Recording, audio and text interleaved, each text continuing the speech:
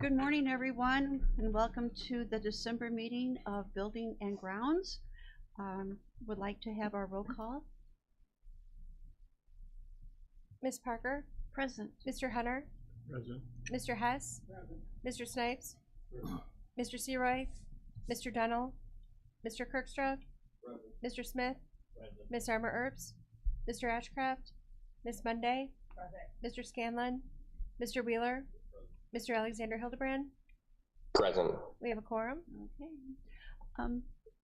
We would like to vote in. I so move. Matt. All those in favor signify by saying aye. Aye. I never got your name out, and they're jumping out here, Matt. Okay. Okay. You had the minutes of the meeting from November. Would like to entertain a motion to approve and accept the minutes. Mr. Smith, second by Mr. Snipes. All those in favor signify by saying aye. Aye. Nay? Okay. We would like to get an approval to move Sheriff Downey before we go into the buildings report. Motion by By the state. by the I started to call you by your first name, Mr. Hunter, but I didn't want to do that. And a second by Mr. Snipes. All those in favor signify by saying aye. Aye. Okay. Sheriff Downey?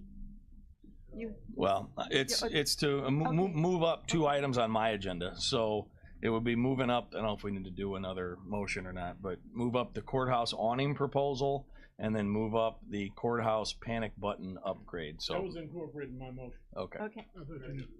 All right. So we will move that up right ahead of the building report, if that's okay with everybody there. That's perfect. All right. Right. So we'll handle that right now. So let's see. Let's take the courthouse panic button upgrade, because that's something that I wanted him to touch on a little bit of the importance of that. So I believe Kelly, you'd sent that out in the packet with the it's in a proposal here that you have in front of you from Protection Associates to upgrade the panic buttons throughout the courthouse. And as you can see there, it looks like 35 is the total number of panic buttons being added. It's obviously a newer system. The system we have is 25 plus years old. There's been issues with it over the last few years.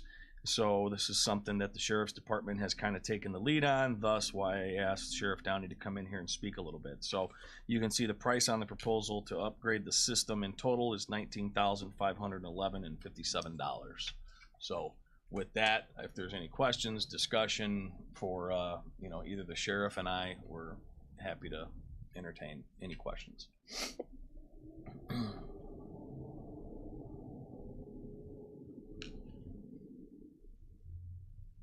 Is that a hand? Yeah, kind of. And I don't know if it's more appropriate to bring it up in criminal justice, but Sheriff, I got a question. I know at the last criminal justice meeting, and thank you, Madam Chair, you had mentioned that there's a deadline with respect to bringing the inmates over for hearings in person as opposed to video.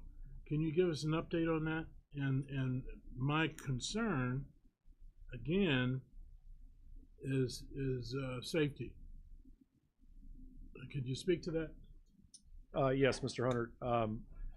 So the Illinois Supreme Court is the one who has allowed us to do everything by video now.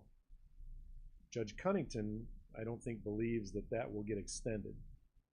So if that doesn't get extended, then all these detention hearings that we're doing by video now, which are already taking much of the afternoon, has created a burden on the public defender's office, the state's attorney's office, the circuit clerk's office, the judicial system itself, the judges, and our office will be quite costly. One of the things with the panic button is it's going to allow for quicker response if, for instance, most case law now allows for the inmate who is in our custody in front of the judge, unless we can show that he's going to be a problem, we have to unhandcuff him. So what happens then is, if our guys start having to restrain him, we're not talking on our radio because we're restraining him. So the only other option would be for the judge to hit the panic button, which would then send out notification to our other courthouse security to come up to the courtroom. So do the bailiffs have radios? I don't believe so. I don't believe so. And they don't have any weapons. They are just strictly. So it's we're hoping. I mean, it's not out of the question that this can't get extended. We're hoping to either. I know that last time I talked to Judge Cunnington, they had a chief judges meeting coming up either the end of this month or in January, where that is one thing that they're going to discuss. And I suggested to him that the chief judges get together and, approach whoever they need to approach and say, hey, there's no reason we can't do these on video. And you might want to mention that to who. Yeah. Okay. Okay. So where when the panic button is hit, where does that go then? To who? So that'll go to the rest of the courthouse security. Okay, So that's we'll what have, Okay. I mean, obviously we'll have some correctional officers in the courtroom who are transporting from the jail. And that happens now. I mean, this isn't just Right. for the detention hearings. Right. There are specific court hearings that the inmate is required to be there and present in person. So if there's an incident, your Mr. Hunter, can you use your microphone, please?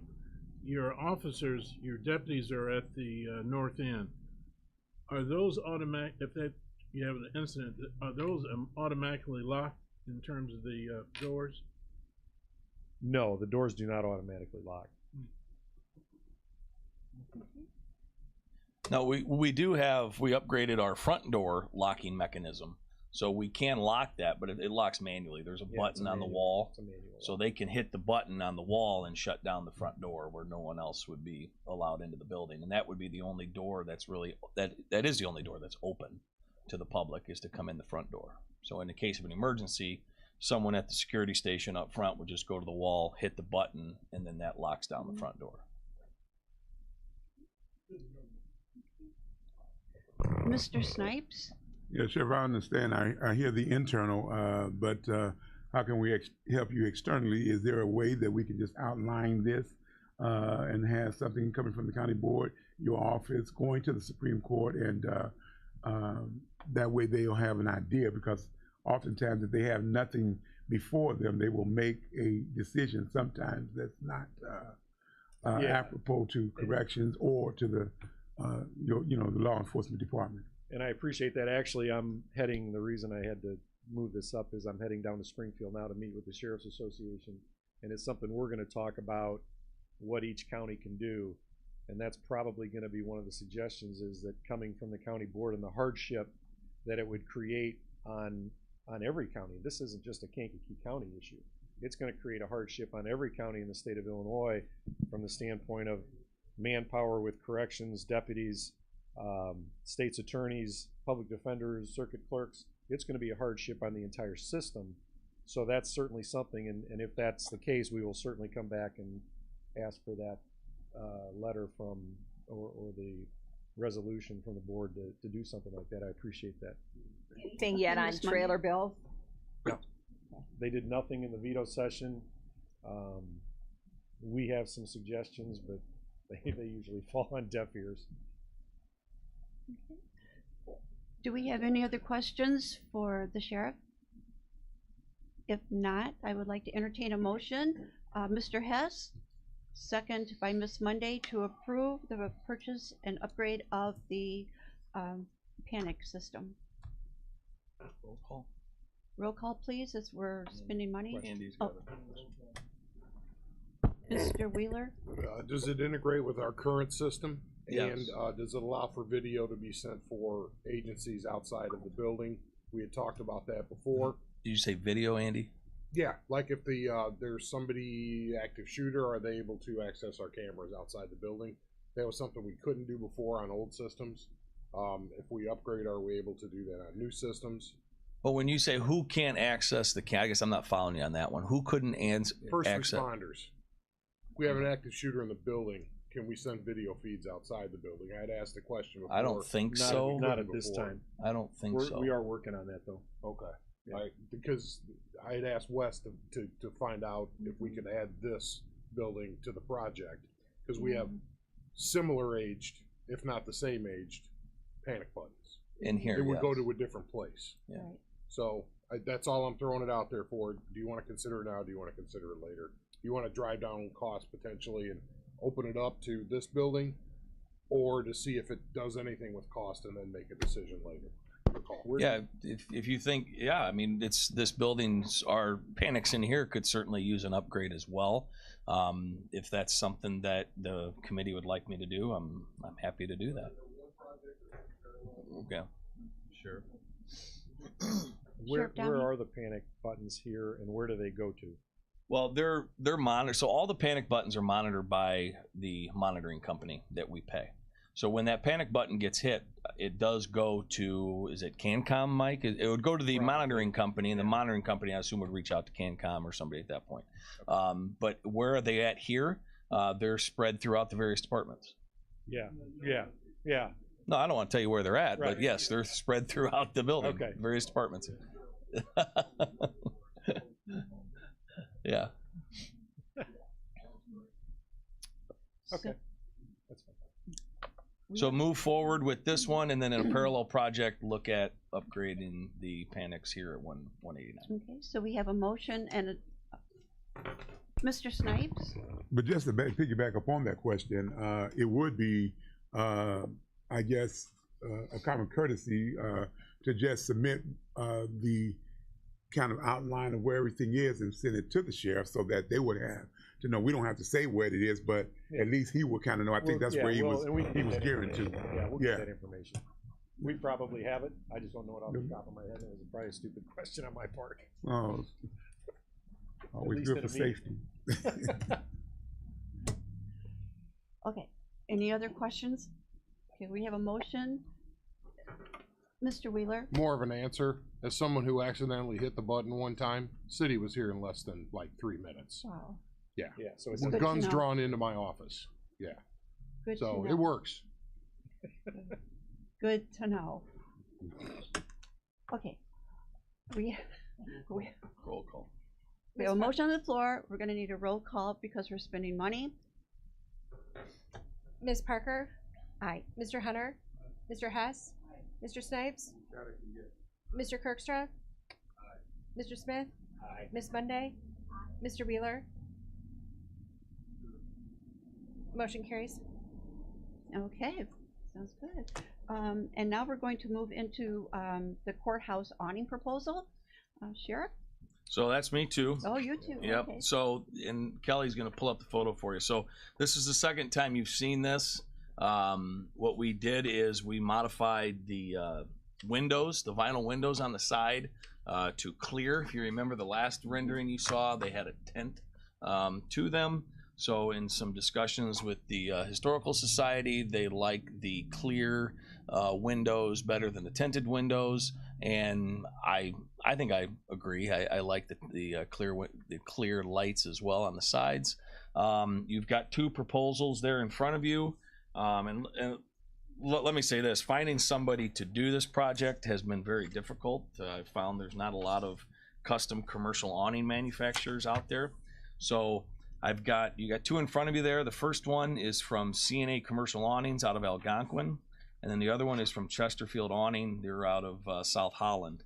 And you can see the numbers there. We've got one bid for $29,756.88, and you've got another for $33,934. Obviously, those numbers the amounts are significant for obvious reasons. So what I would like to do, like I said, we've already took this to the Historical Society. They've kind of taken the stance that because it is not a fixed addition to the building, that they don't necessarily have jurisdiction. So They've given us some comments. I've done my best to work with them. So this is where we're at this point. So obviously with the juror standing outside, with that being the handicap entrance, the comments have been made over the last several months that it would be nice to get all of those folks out of the elements the best we can. So thus, this is why you have the proposal in front of you right now. So we're looking at to do the project with the low bidder, and I will reference this. So the bid from the 33 bid, you can see it says does not include bottom covers. So their bid didn't include the sides; it was just the tops. Oh. So that would even add more to that specific number. So obviously, I would like to move forward with the bid from CNA. Are there any questions on this proposal or this project? Mr. Hunter. Yeah, Madam Chair, based on Wes's recommendation, I guess we'll move in second and have questions. Is that what you want? Yes. Okay, I so move to take the lowest responsible bid to, was it CNA for CNA Yes. Commercial Arms. 29, yeah, 756.88. Okay, and we have a second by Mr. Smith. We're spending money, we need a Question. Questions? question. Yeah, Wes, are those sides, are they bulletproof? No. No, they're vinyl. I knew you said, but I didn't know if there was a special. Okay. And then I did inquire about warranties. 10-year warranty on the fabric, and then a 3-year warranty on installation and workmanship or craftsmanship, whatever you want to call it. Do we have any other questions? Mr. Wheeler. Thank you. The Historical Society did not have jurisdiction. It's not, the certificate of appropriateness was not necessary. We reached out because we wanted them to be part of the process.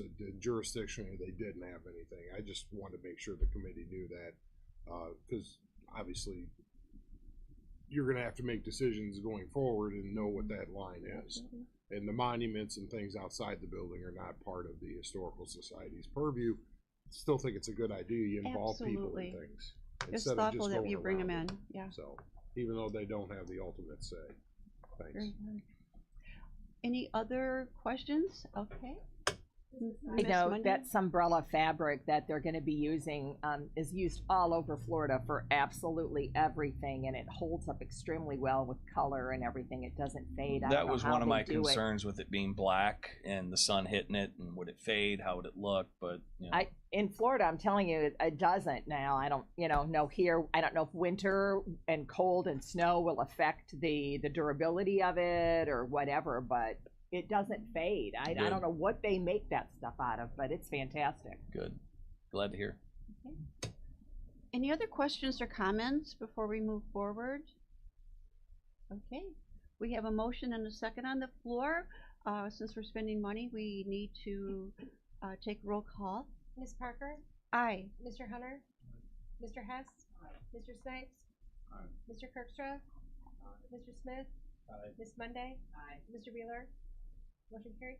Okay, very good. And then I've got one other Thank thing you. I would like to just. Thank you for It's actually in my. Thank you, It's in Sheriff. my building report, and I've been asked to put in by a few people a heater in the basement. So when the jurors come in the basement door, it's very cold. So I figured we talk about it now because of I'm not asking for a motion. We're not spending any money, but it kind of ties in with the awning. So just inside the door, I don't know if any of you have ever seen the door heaters that are installed above doors that, are pushing hot air into the building. Something like that has been requested because when everybody is standing in the ramp and then the doors are open and they're going through security, it gets pretty cool inside that area. I see both sides of it. Like I've had discussions with the chairman. I mean, jurors have stood outside for 100 years, going to serve a jury here. I think the awning is a terrific accommodation for jurors and handicapped individuals alike. So I want to just leave it up to you for some discussion on how far we want to go with this. We're going to do the awning. Do we want to install some sort of heater inside the courthouse? It's not outside. It's not on the ramp. It's not anywhere near the awning. It's going to be inside. Is that something that we think is a good idea? Ms. Monday? Is it dropping the temperature in the room enough In to? the security area. So yeah, once you get inside, because you got everybody standing, the door's open. So like I said, I see both sides of it. I mean, I figure I just ask, see if anybody's got any thoughts. I think it's a great idea myself, standing out there. And then when you're cold, when you walk into one of those doors that have that little bit of heat, feels good. Oh, it's nice. I'm kind of on the fence. I'm thinking, why don't we go through the first winter without it and see what happens? Well, Because how much money are you talking? Do you have any idea? I don't. I'd have to price the heaters. I mean, if I had to guess, you're talking the heater plus installation. You got to get power. If it's a gas heater, you got to get gas to that location. $5,000 to $7,000, I would guess, somewhere in that vicinity. You know, to do something like that. I mean, we can go further if you want. It's just a question of, do we feel like we've done enough as of right now with the accommodation that we're doing with the awning, or do we take it a step further? Mr. Wheeler? If I was never in support of putting anything outside because it creates a slip and fall environment, but if you do the blower on the inside of the door, I would also look at it like grievance insurance, because when cold air starts wafting down the hallway into those offices where our workers are, I would imagine we're going to get a nice letter Absolutely. for constant cold air into the offices. So I would just say that it's not necessarily just a convenience. It's also something that may be safety / our employees may appreciate it, Absolutely. along with the public. I agree with you. Consider with it. that. Thank you. Okay, Mr. Snipes. I'll echo the same sentiments, the safety issue, and then also the quality of employment environment that we render to each employee, or to our employees. So I would, and also to the individuals that are coming as jurors from the outside. I know they're paid a lot of money to sit out there, but and that's more of a pun than it is actuality. But the thing is that we always want to provide some type of comfortability to individuals that are really volunteering their services to the tune of justice. And I don't see anything. I think it would behoove us to look at the price to see what it would cost and if it's reasonable to move forward. Thank you. Okay. Anything else? All right. Well, then what I'll do then is I'll get some numbers. Like I said, we're not approving anything right now. I'll get some numbers. I'll bring it back at next month's meeting, and we'll see what those look like, and we'll figure out a plan of attack at that time. Thanks thus far. Yeah, that's why I brought it up. I was gonna say, like everybody or one person or. The folks that handle the scanning and the security say that they get a lot of it. Okay. Thank you. You're welcome. All right, so we'll bring that back next month. So then let's see, let's get back on track here. So we'll get into the facility dude report now. I'm sorry, do you need to do that, or am I okay to move on? You're okay. All right. Facility dude report for the month of November, 178 work orders. That is an extremely busy month, and December has been much of the same so far. So we have a lot going on right now. The financial report that you have in front of you, you can see we're at basically at 1.2 million versus 1.24 last year. Everything is pretty typical of what we discussed at last month's meeting. I've got some allocation issues, as you can see, within my employee line items that I have to get worked out with Steve. But other than that, it's like I said, it's pretty normal what we looked at last month. Not much of a change. So any questions on that? All right, moving on to the building report. Here at 189, when you come in or when you leave, you can take a look. We've begun work on the muffler replacement on the generator outside. They've started taking apart the piping that was associated with the old muffler, and like everything I work on, it seems, the muffler is here ready to be put in, but there's another part that's cracked underneath the muffler in the unit that attaches to the muffler that they have to order, and they believe it's probably going to be a custom piece. So that's something that we're waiting on. I'm sure it'll have to be fabricated and probably create more delay, but that is underway. Other than that, here at 189, things have been pretty quiet, knock on wood. We had a couple water leaks, but nothing that you know, we don't handle on a daily basis anyway. So the courthouse, still working on the basement swipes. We talked about that at last month's meeting as well, so I followed up with the vendor on that earlier this week. I'm waiting on a response from them. The circuit clerk renovations, been working with Bright Architecture and Miss Cianci on her work on the second floor. We've had multiple meetings over there at the courthouse. Bright Architecture has a drawing nearly complete. I think it looks great. When we get to a point that it's nearly finalized, we'll certainly bring that to the committee for review. We met with the engineers a couple weeks ago, and just that building being what it is, you know, they had made comments like, I don't know what that is on the ceiling. I mean, there's literally stuff they'd never seen before because of obviously the age of the building that they're working in. And then there's HVAC related issues. There's, you know, cold air returns in places where they shouldn't be, and then there's places where there should be supplies that they're not there. So it's the HVAC is going to be a significant project in that space, but the engineers are working through that right now. But that's really all I have on the circuit clerk renovations. It's moving forward. We're hopeful to go out to bid. I'm trying to think of all the timelines in my head right now. The end of January, I believe, with bids coming in at February meeting is what we're shooting for on that project. Today, we've got electrical outlets going in various courtrooms for some TV upgrades and some TV additions in the courtrooms. Later on the agenda, I'll mention it now just because it's in the courthouse. We've already done the awning, we've already done the panics. Later in the agenda, you'll see a construction manager proposal for Sandy's project, so we'll touch on that a little bit more once I get through my building report. Annex and Old Jail. Bright Architecture is working on our project, if you recall, the tuck pointing at the Old Jail that we talked about at committee several months ago. That's looking to be a spring project. So I've got to get drawings over to Bright Architecture so he can start working on the documents for that project. Public safety and JCDC.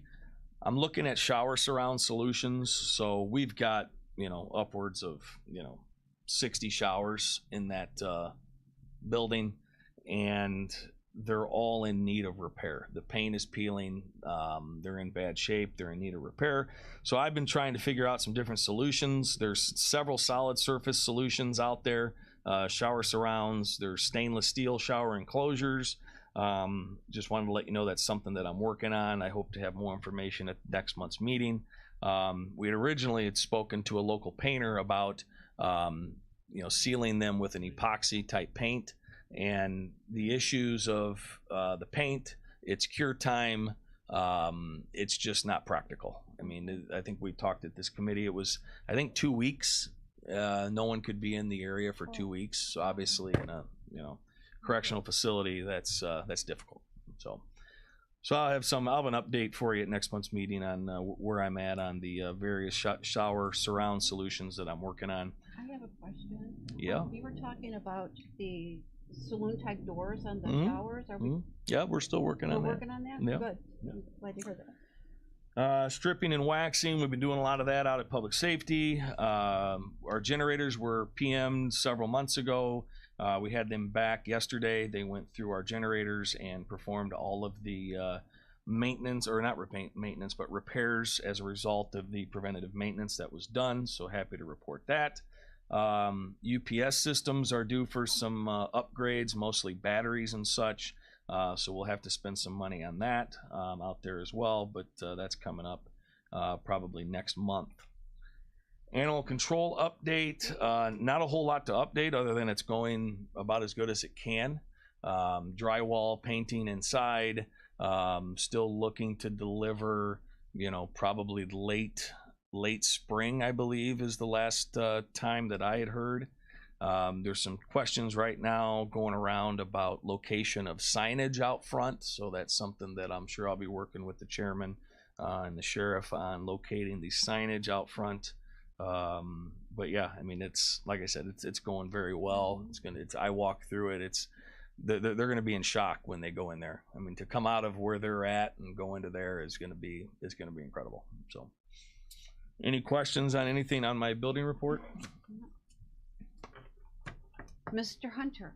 Thank you very much, Madam Chair. This is kind of like quasi old business, but you may recall that I had brought up the merchandise mart, Chicago River, the old Kennedy building, and wanted you, at some point, I know you're inundated, man, by all the work orders and stuff that you're going to have to take a look at and we're going to have to contend with, which is mucho dinero. Wanted to for you to, between now and springtime, take a look at, if you're up in the city and you'll see the video display, picture displays on the south wall of the merchandise mart. And I was just thinking in terms of seasonal displays, informational displays on the courthouse. I don't know if it's feasible, what you might think, because it's kind of neat when you look at the merchandise mart and the kind of information, historical things that they put on the building and information. Nice touch. And maybe that's a pet thing that I'd like to see done. Additionally, the stuff over at the old jail as well too. We're talking about merchandise, talking about tuck pointing and all the other stuff. But take a look and see what you can come up with. Yeah, to kind of piggyback on that, something that I've always thought would be great. A lot of the buildings right now, the lights on the buildings, you can change colors. You can do a variety of different things. And, we get a lot of requests for, different colors at the courthouse for various events and causes and what have you. But to piggyback kind of on that, I mean, I would love a system where I could go and change the lights and, change the colors and all that sort of stuff. But obviously, like always, at what cost? That's what it boils down to. The West Project. I get it. All right, so that gets us through the building report. The next item on the agenda would be the $6 million courts infrastructure appropriation. Andy, I hope you're going to help me with this one. You're up. $6 million appropriation. Wes will fill you in. No, it's part of the governor's budget last year. I will tell the committee. I'm actually looking at a document in front of me, proofreading it. If we don't start moving on this, they'll sweep that soon. As the initial ideation and drawing process fleshed out, let me back up a second. This was a result of us not getting the bill to collect a fee at the courthouse on guilty pleas. From those who legally have to pay fees. Remember, the legislature cut out a large portion of the population, not having to pay for their fines and fees. What was left was going to be a court facilities fee that I want to say Lake, McHenry, and Kendall was added last legislative session before we went and tried to have the same thing for us. And they denied us at that point. They said it was not a equitable bill, even though people that couldn't afford it didn't have to pay it. It was the tenor of what was going on in Springfield at the time. So they gave us the $6 million instead for this juvenile justice / courts infrastructure project that we were trying to flesh out and cost. If we were to build this facility, it's roughly $24 million to build a facility that would move all of our treatment and juvenile court, the things that we don't want people to be in a court environment. Does that make sense? Mhm. You don't want kids to have their first brush with the law to end up in a courtroom. Obviously, sometimes that is exactly what has to happen because of the nature of the crime. But if there's a chance to keep them out of that path, I think most people would agree it's much cheaper to stop it there, both in human cost and in financial cost. So that's the whole thought process behind that. $6 million doesn't buy you a lot these days, and that's going to sound like I'm ungrateful. I am not. We have work to do, and I'm in the process of working on that. What that $6 million is and what it can get us in terms of infrastructure to address these issues. Is there a deadline?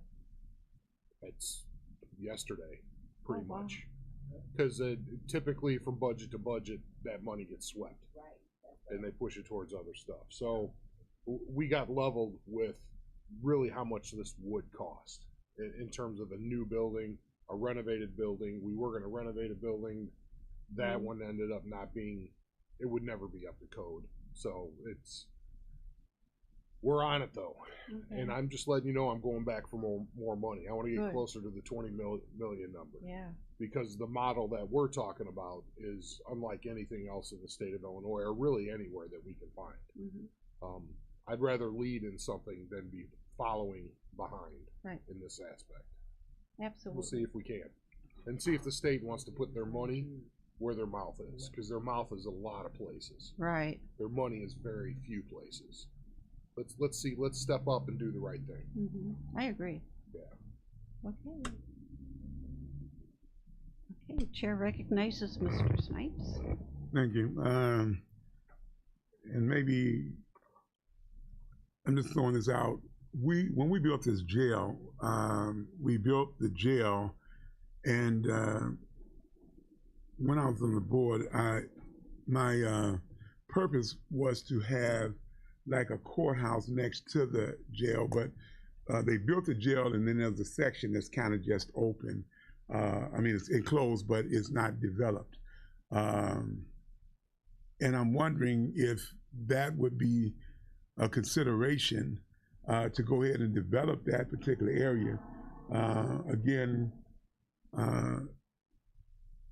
we, instead of looking for another building, utilize the building we already have and just kind of develop it. It's probably going to still cost you upwards to that amount inside, but just to have built it and that purpose was to do something with it, and it's not, being utilized for the purpose that it was designed for.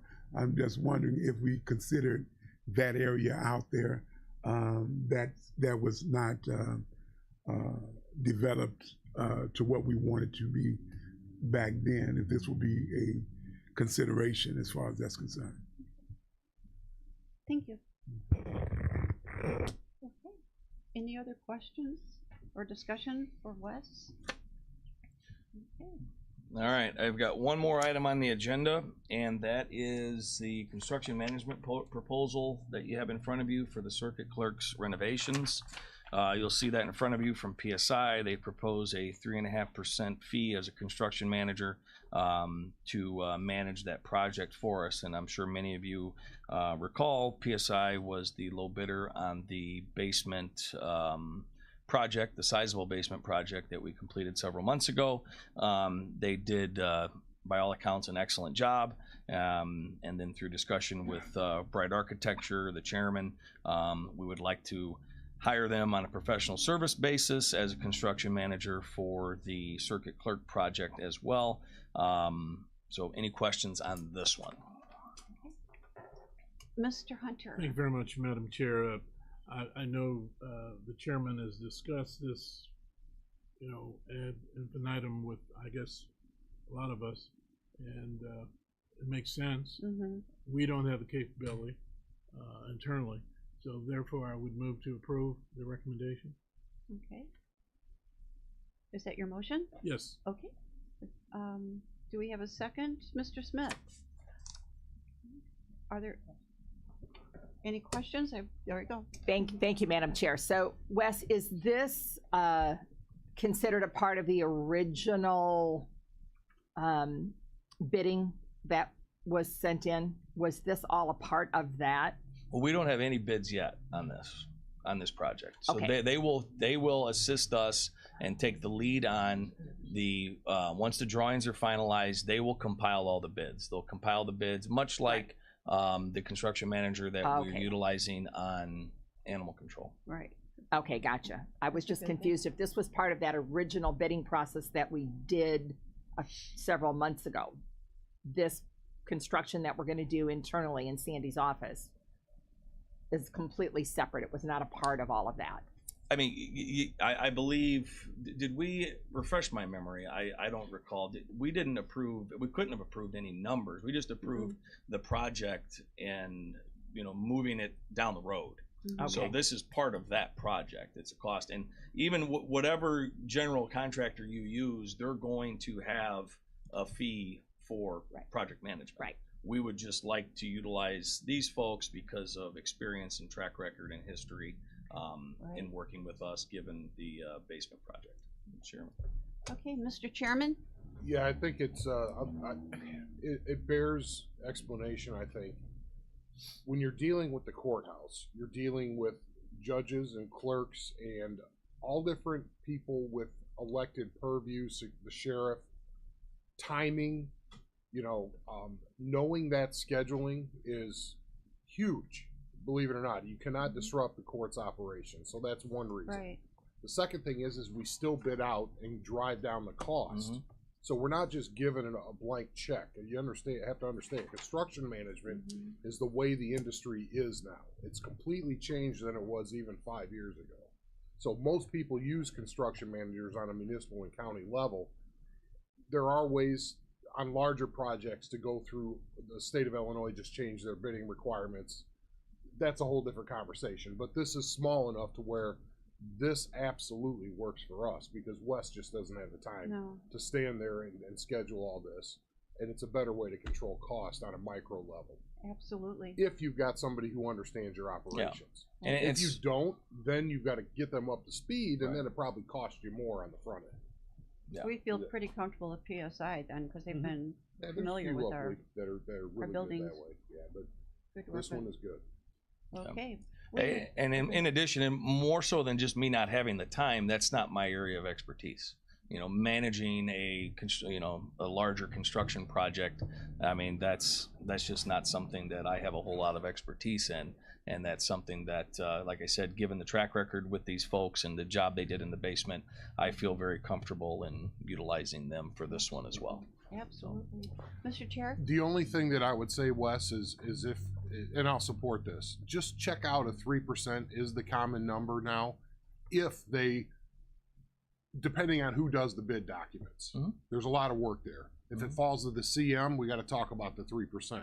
If the architect is doing it, then that falls on the architect. You see where I'm going? I had some conversations with our architect when this conversation initially started, and he put his stamp on that number. On that number? Yes. Okay, so that it seems like the bid documents are going to come out of the CM, Right. not the architect. Don't want to pay twice. No. Thank The bid documents, I believe, that'll still come from Bright Architecture. So that'll come from Bright Architecture to our construction manager. The construction manager will take that, go out to the market. They'll do the bidding through us. Yes. In this room, Yes. in the paper, everything. Yes. Okay. Okay. Any other discussion? Mr. Snipes?